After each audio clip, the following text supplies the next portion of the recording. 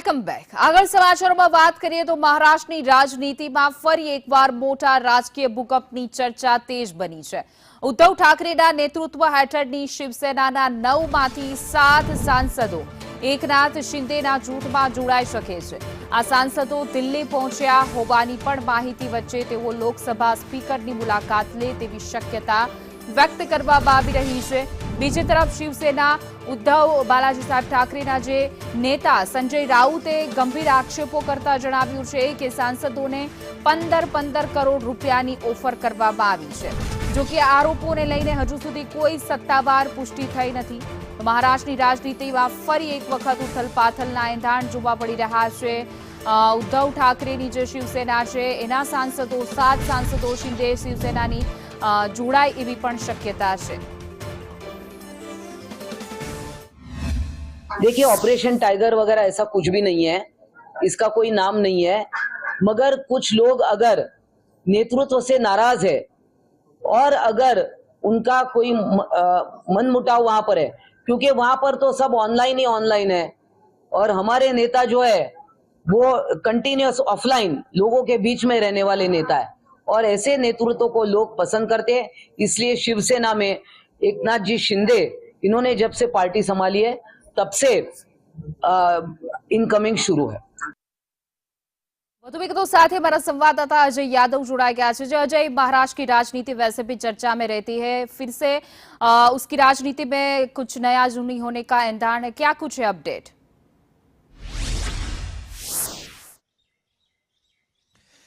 देखिए, न सिर्फ महाराष्ट्र की राजनीति बल्कि देश की राजनीति में भी इसी तरह के भूचाल या कह सकते हैं कयास लगाए जा रहे हैं और इसमें यह अब कहा जा रहा है कि ममता बनर्जी की पार्टी के बाद अब शिवसेना में टूट हो सकती है. और खास करके जैसा आपने बताया कि जो 7 लोकसभा के सांसद हैं, खास करके उद्धव गुट के, वो एक तरह से शिंदे गुट में जाते हुए दिखाई दे रहे हैं. ऑपरेशन टाइगर के तहत इस तरह के बातें की जा रही है, इस तरह की चर्चाएं हैं और कहा जा रहा है कि सभी जो सांसद हैं वो दिल्ली पहुंच गए हैं. लेकिन वहीं दूसरी तरफ के नजारे की बात करें तो आप देख सकते हैं कि ये जो संजय राउत, जो कि उद्धव ठाकरे के काफी करीबी या कह सकते हैं कि खिवनहारा है, उनका आवास है और यहां पर थोड़ी देर बाद ही प्रेस कॉन्फ्रेंस होने वाली है और उस प्रेस कॉन्फ्रेंस में संजय राउत जो है आगे की रणनीति के बारे में बात करेंगे. और खास करके अभी इस प्रेस कॉन्फ्रेंस से पहले, थोड़ी देर पहले उन्होंने ट्वीट करके यह आरोप लगाया था कि 15 करोड़ रुपए की ऑफर मनी, यानी 15 करोड़ में ही इन सांसदों को नहीं खरीदा गया है बल्कि 50 करोड़ में खरीदा गया है. टोकन मनी के तौर पे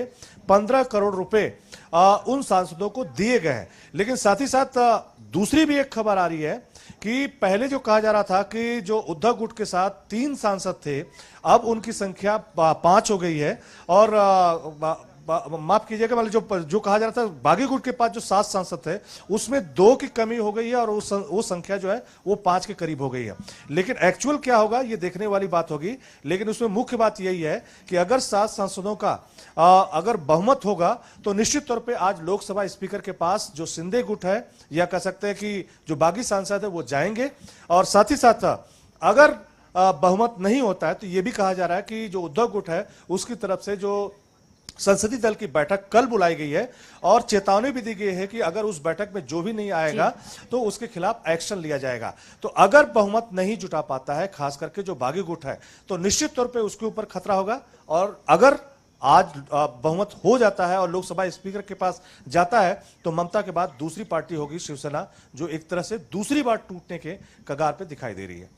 जी बिल्कुल अजय, समग्र माहिती बदल आपनो आभार.